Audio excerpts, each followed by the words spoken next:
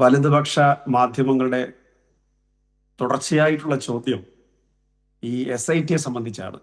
ഒരു ദിവസം അവര് SIT പേരിൽ സംശയം ഉന്നയിക്കും, ആക്ഷേപം ഉന്നയിക്കും. അടുത്ത ദിവസം അവർ SIT സർക്കാരുമായിട്ടൊരു ബന്ധമില്ല, SIT ഹൈക്കോടതിയുടെ നിരീക്ഷണത്തിൽ നീതിപൂർവമായി അന്വേഷണം നടത്തുന്ന ഒരു ഏജൻസിയാണ്, അത് നിങ്ങൾക്ക് കാര്യമൊന്നുമില്ല, ആരെങ്കിലും അറസ്റ്റ് ചെയ്തിട്ടുണ്ടെങ്കിൽ അതിന്റെ ഉത്തരവാദിത്വം നിങ്ങൾക്കല്ല, നിങ്ങളെ നേരിട്ട് ചെയ്യാത്തത് കൊണ്ട് അത് അങ്ങനെ നടക്കുന്നത്, ഗവൺമെന്റ് അതിനകത്ത് ഇടപെടാത്തത് കൊണ്ടാണ് പത്മകുമാറിനെ അറസ്റ്റ് ചെയ്തത്, വാസു സാറിനെ അറസ്റ്റ് ചെയ്തത് എന്ന നരേറ്റീവാണ് അതിന് കൊടുത്തുകൊണ്ടിരുന്നത്.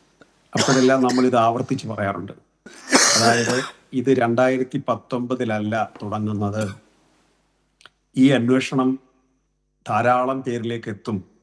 SIT നീതിപൂർവമായിട്ടാണ് അന്വേഷണം നടത്തുന്നത്. അതിന്റെ അടിസ്ഥാന കാരണം SIT നിശ്ചയിക്കണമെന്ന് ആവശ്യപ്പെട്ടത് സംസ്ഥാന സർക്കാരാണ്.